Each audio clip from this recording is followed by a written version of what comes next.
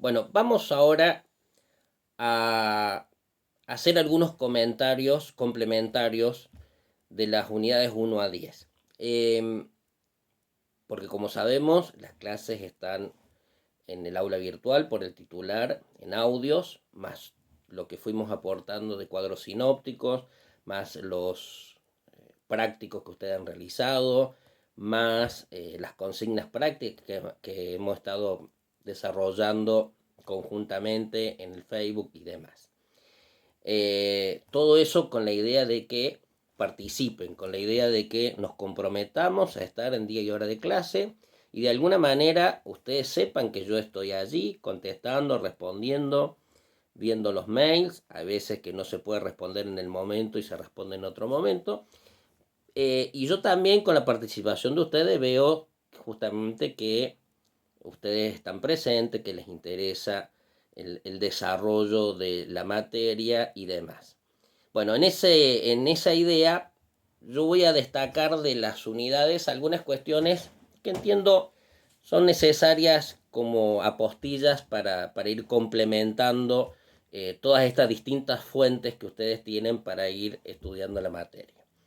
De la unidad número 1, como toda unidad número 1 es introductoria, pero yo generalmente en las primeras clases, algo empezamos a hacer en la primera y única clase que tuvimos presencial, hago un repaso de algunas materias o de algunas cosas que ustedes ya vieron, pero para poner y refrescar y poner en acto algunos de esos conocimientos previos, porque obviamente la formación no es aislada, sino que la formación es una concatenación de todas las materias que hacen a este resultado final que es tener la formación profesional.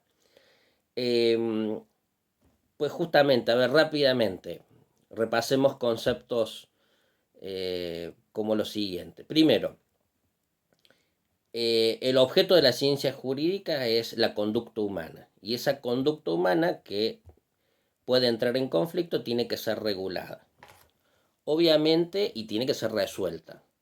Como ustedes estudiaron o van a estudiar en teoría del Estado, como es en historia y en otras, en derecho constitucional, bueno, el, las sociedades han pasado por distintas instancias hasta llegar a la conformación actual de los sistemas jurídicos políticos que tenemos actualmente. Nosotros con nuestro sistema jurídico político de gobierno federal tenemos esto de la distinción de los tres poderes o tres grandes funciones del Estado: ejecutivo, legislativo y judicial. Obviamente que a nosotros lo que nos va a interesar es todo aquello vinculado a la función judicial en cuanto está llamado a resolver los conflictos. Pero con esta aclaración, y hoy estoy repasando, ¿no? Que en realidad las cuestiones de derecho se deben cumplir voluntaria y espontáneamente. Es decir, uno sube al transporte público cuando lo hay y paga el transporte y el transporte se cumple y nace y se extinguen obligaciones y si hay algún conflicto a veces se resuelve entre las mismas partes, nace y se extingue por cumplimiento espontáneo. O vamos a un espectáculo público cuando podíamos ir y pagamos la entrada, vemos el espectáculo y nos retiramos, y hay relaciones jurídicas allí que nacen y se extinguen espontáneamente. Y si hubiera algún inconveniente, insisto, a veces las mismas partes lo resuelven, me dieron la butaca que no era la que yo había reservado, pero en definitiva me dan otra que igualmente me conforma. Es decir, en ninguno de esos casos estamos con un juez, con un abogado, con un martillero, con un escribano, sino que el derecho nace y se extingue en esos casos, o las obligaciones que nacen de esos derechos, nacen y se extinguen espontáneamente. Hay muchas de ellas que llegan a un grado de conflicto que deben resolverse, sí. ¿Quién debe resolverlo? En principio el Poder Judicial, por la organización jurídica o político que decíamos. Hay algunas otras posibilidades, sí. Están los medios alternativos de solución de conflictos, como la mediación, el arbitraje, los buenos oficios, que son medios alternativos, no sustitutivos, es decir, no sustituyen la función judicial, pero son medios que permiten llegar a una solución más rápida, muchas veces más económica, con una dinámica distinta. Precisamente, justamente, entonces, pensemos que no todo lo jurídico pasa por tribunales. A ver, y que quede claro esto. Es decir, tenemos generalmente la tendencia, los que estudiamos derecho, a pensar que todo lo que estamos estudiando termina en tribunales. Entonces enseguida pensamos qué dirá un juez de esto. Y en realidad hay créditos y deudas, obligaciones que nacen y se extinguen y nunca interviene ningún juez, insisto, ningún abogado, ni martillero, sino que nacen y se extinguen. Y obviamente eso hay que saberlo porque habrá un abogado, habrá un escribano, habrá alguien que colabore, redacte, asesore, y esa es una de las funciones justamente del profesional del derecho. Obviamente que si esa obligación, esa relación jurídica en general, genera un conflicto que no lo pueden resolver las partes, habrá que acudir a esos medios alternativos de solución de conflicto o directamente al Poder Judicial. Con esto, tengamos presente aquello de qué es el derecho. Y generalmente asociamos el derecho con ley. Y si yo cambio la pregunta y les digo cuáles son las fuentes del derecho, ustedes rápidamente van a decir, profe, eso es muy fácil, es la ley, la jurisprudencia, la doctrina y la costumbre jurídica. Digo esto porque en realidad el derecho es justamente o son sus fuentes. Cuando hablamos de derecho, el derecho es ley, pero también es doctrina, es jurisprudencia, es costumbre jurídica. Siempre lo digo como un árbol. Yo pregunto, ¿qué es el árbol? Y bueno, tiene sus raíces, su tronco y su copa.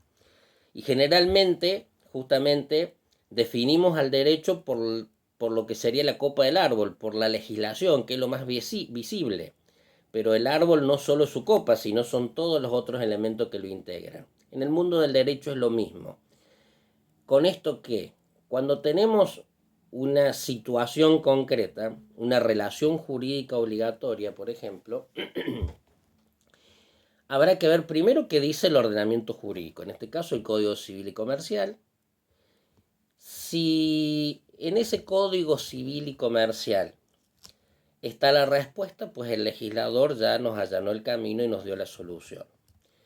Puede ocurrir de que esa respuesta no se encuentre y estamos frente a lo que se denomina una laguna jurídica. Y esa laguna jurídica, es decir, esa falta de respuesta, la herramienta jurídica que permite justamente completar eso es la analogía. La analogía es aquello lo más similar que nos permite resolver. Claro que, y ustedes lo van a estudiar en otras materias, de que la analogía está vedada, está prohibida, por ejemplo, en el derecho penal o en el derecho tributario, por razones de seguridad jurídica. Pero en casi todas las otras ramas del derecho está permitida. ¿Justamente para qué? Para completar esa laguna jurídica y dar una respuesta a ese problema que tiene que resolverse. Puede ocurrir de que vamos a la norma jurídica, pero nos encontramos con que el legislador fue contradictorio. Entonces, frente a la contradicción u oscuridad de la ley, hay que recurrir a la interpretación. La interpretación es la herramienta justamente, y hay distintas formas de interpretar, que nos van a permitir desentrañar en definitiva cuál es la verdadera finalidad de la ley y qué es lo que quiso el legislador regular y resolver en esas circunstancias. Por supuesto que también es muy importante para los casos que llegaron al Poder Judicial el tema de la jurisprudencia, es decir, qué dijeron los jueces respecto de casos similares. La doctrina sabemos que es la opinión de los juristas. Generalmente la opinión es más relevante cuando se trata de un tema novedoso.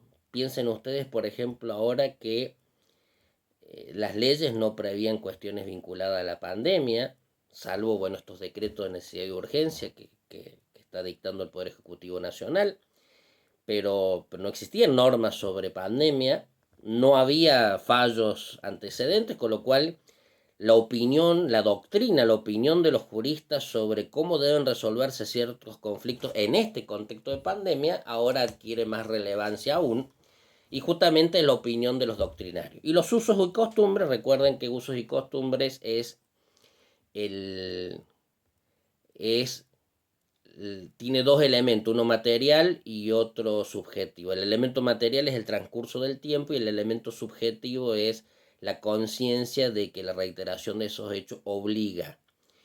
Generalmente se da en el ámbito del derecho mercantil. Bueno, justamente, a ver, esta introducción general es para que cuando tengamos algún punto o algún caso, alguna circunstancia, habrá que ver entonces qué dice la legislación, pero también habrá que ver en su caso qué dice la jurisprudencia. También habrá que ver si están comprometidos los usos y costumbres. También habrá que ver qué dicen los autores. ¿Qué es lo más importante de todo eso? Conseguir una solución.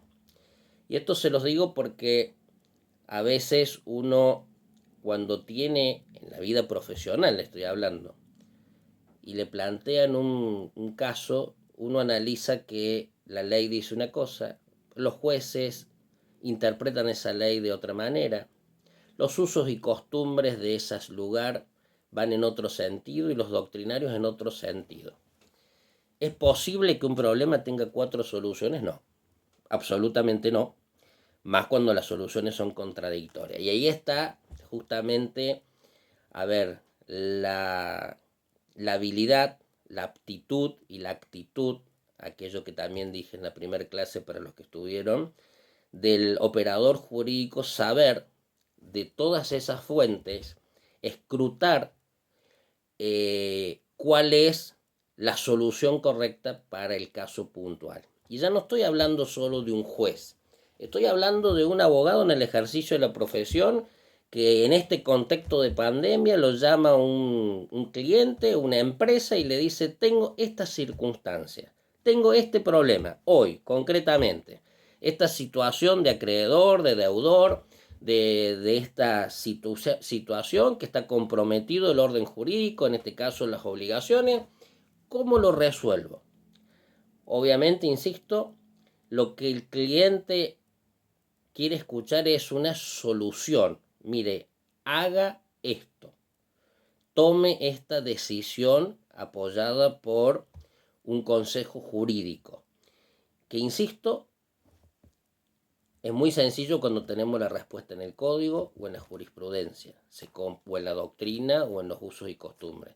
Se complica cuando esa respuesta no está, pero allí está justamente cuando florecen la aptitud y la actitud para resolver esos casos, y por eso tenemos que estar formados, tenemos que estudiar, tenemos que tratar de desarrollar un pensamiento crítico y también de desarrollar el razonamiento jurídico.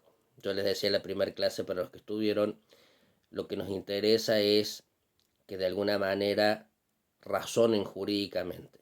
Repetir leyes, normas o jurisprudencia de memoria no tiene ningún sentido. Después vienen reformas legislativas o cambios jurisprudenciales y todo eso puede quedar en el olvido y lo único que va a quedar es justamente ese razonamiento. Pues bien, eso digamos como repaso. Podremos decir muchas cosas más, se me vienen a la mente ahora, por ejemplo, el tema de los grandes sistemas jurídicos. Fíjense en ustedes, ya lo estudiaron o lo van a estudiar, pero los tres, si tomáramos el mundo, hoy que el mundo está en pandemia, que conocemos, nos enteramos de lo que pasa en cualquier parte del mundo casi instantáneamente por estos medios de tecnología y la hiperconectividad, el mundo podríamos dividirlo en tres grandes sistemas. El sistema continental europeo, que es de base romanista, Europa y Latinoamérica básicamente. Nosotros, Latinoamérica, tenemos esa impronta europea por cuestiones históricas, obviamente. Todo lo que es el sistema anglosajón, el sistema de Estados Unidos y, y otras partes también, y todo lo que sería, digamos, por defecto, todo lo que sería el sistema oriental. Todos regulan conductas humanas, pero cada uno de esos grandes sistemas jurídicos tienen algunas pautas y principios particulares. En el sistema continental europeo nuestro prevalece la fuente jurídica que es la ley, convive con las otras partes del derecho, entre comillas fuentes, como las tenemos estudiadas, pero la principal sigue siendo la ley, Código Civil y Comercial, la ley laboral, el Código Aeronáutico. Pero en el sistema anglosajón, por ejemplo, lo que prevalece es el precedente, que es el caso jurisprudencial. Por eso en las películas vemos que en una película norteamericana el abogado que está hablándole a un jurado no cita artículos, incisos, leyes, sino que cita casos precedentes. El caso de Washington DC contra Homero Simpson se resolvió de esta manera.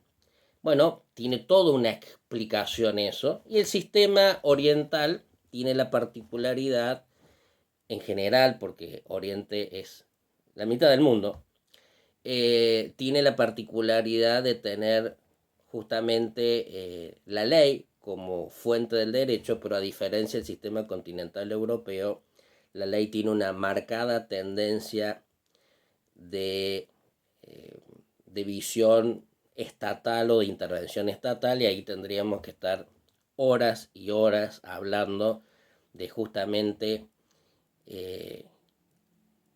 cuál es la visión de esa ley dentro del Oriente. Ahora, si yo les digo China, si yo les digo India, si yo les digo Rusia, está dentro de ese grupo.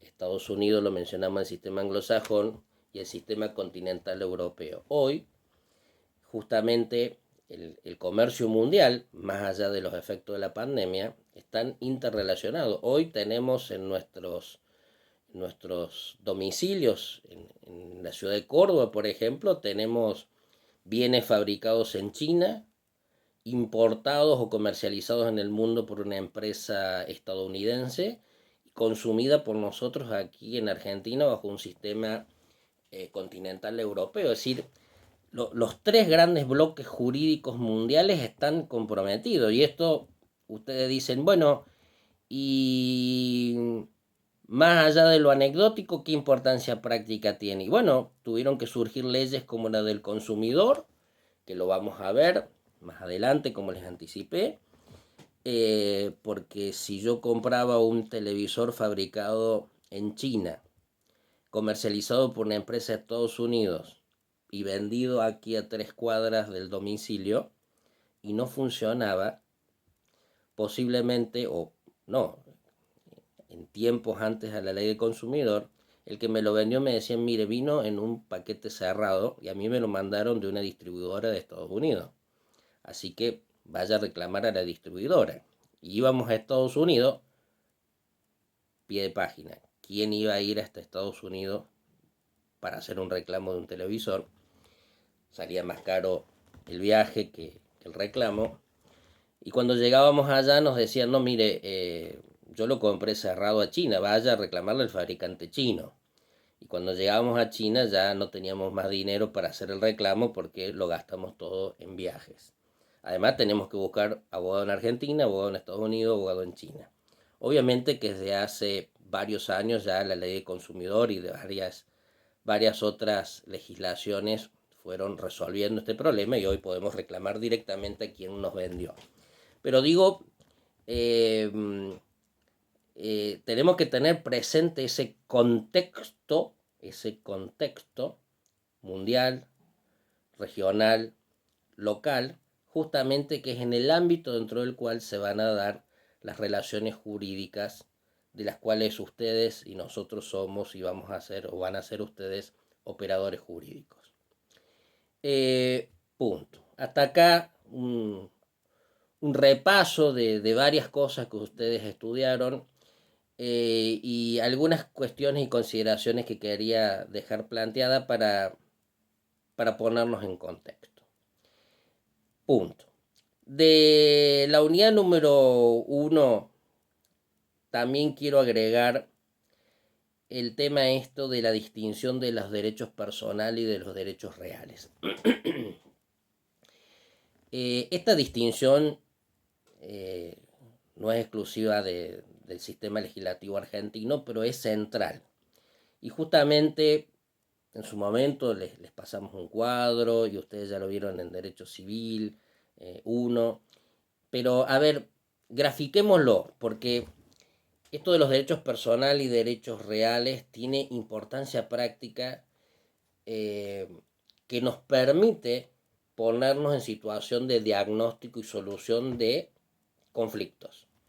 Pero porque justamente no es una distinción teórica, sino que es una estructura metodológica de cómo está ordenado en este caso el sistema jurídico argentino que no es exclusivamente nuestro.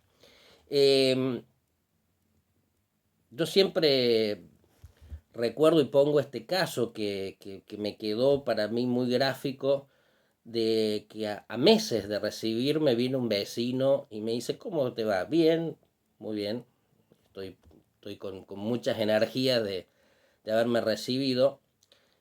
Y el vecino también hacía poco se había recibido. Y me dice, me compré un Audi. ¿Cómo le digo? Sí, dice, ya empecé a ejercer hace meses y ya me compré un Audi. Yo no salía de mi asombro y digo, la verdad que le está yendo bien. Meses y ya tiene un Audi.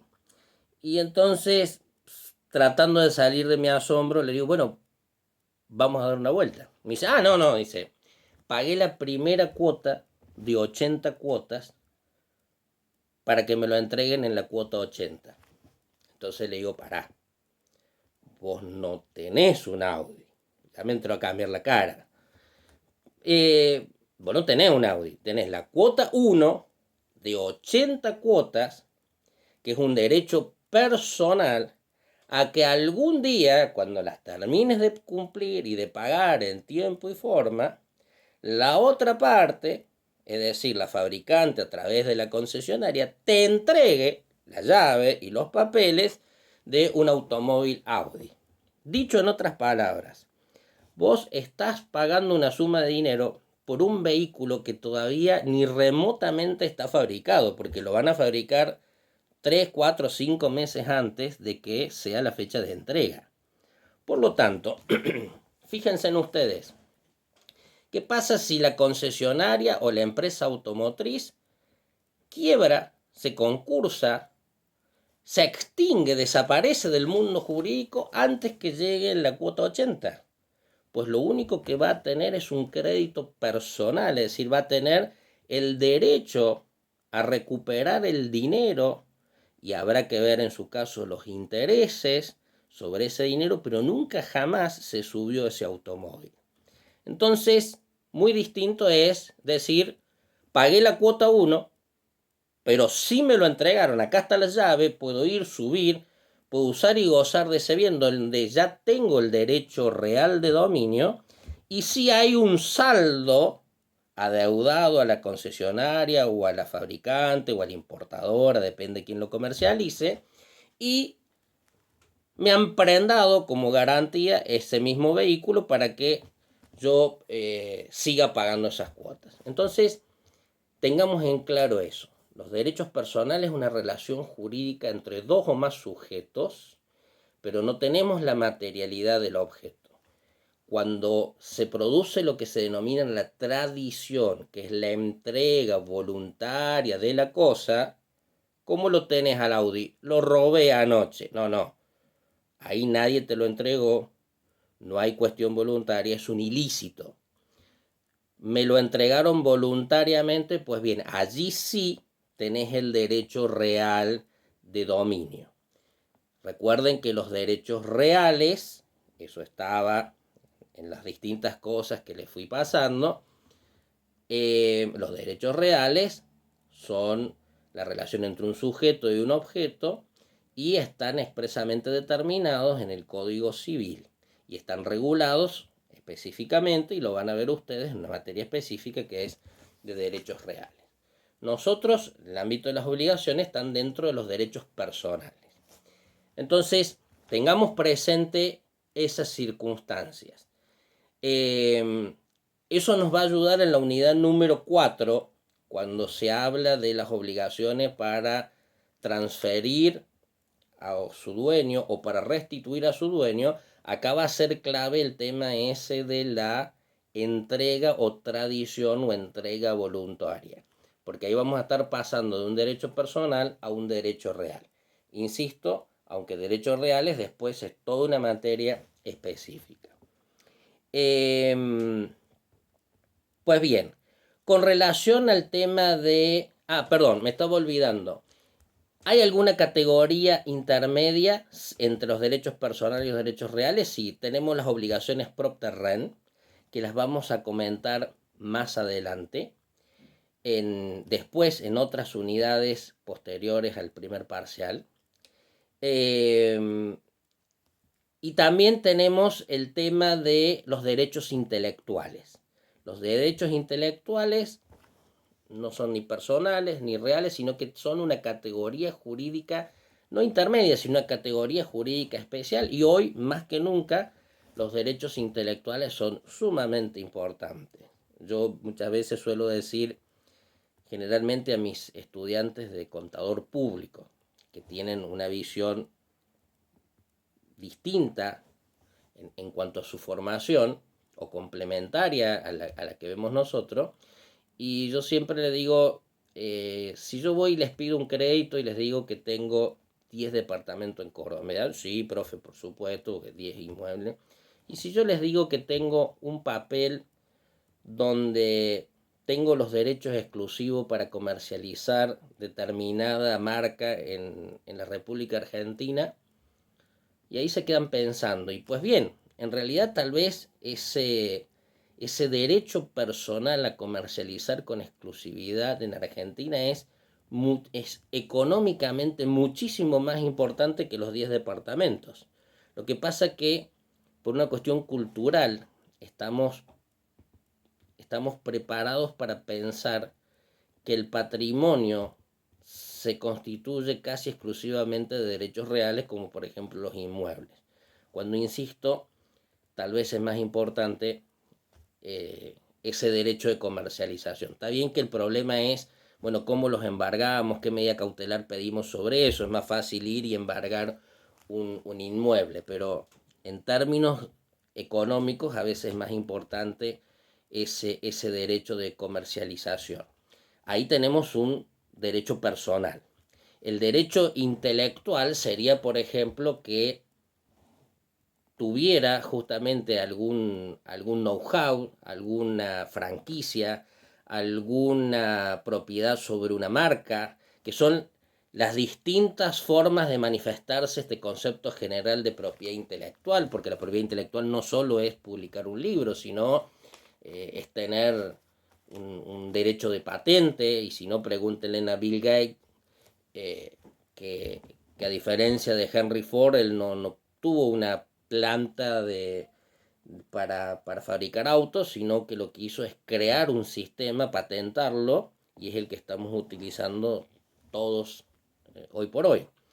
Pues bien, entonces tengamos en cuenta derechos personales, derechos reales, la situación particular de los derechos intelectuales. Bueno, y finalmente, de la unidad número 1, el tema de el derecho del consumidor. Como he respondido a algunas preguntas, el derecho del consumidor, y se los anticipé, lo vamos a ver conjuntamente en una o dos clases después del parcial. Es decir, es un tema, el derecho del consumidor, que incluso adquirió en Argentina, con una ley, adquirió jerarquía constitucional. Con la reforma y unificación del Código Civil Comercial se incorpora el código, es transversal a todo el ordenamiento jurídico y es sumamente importante y merece un análisis particular.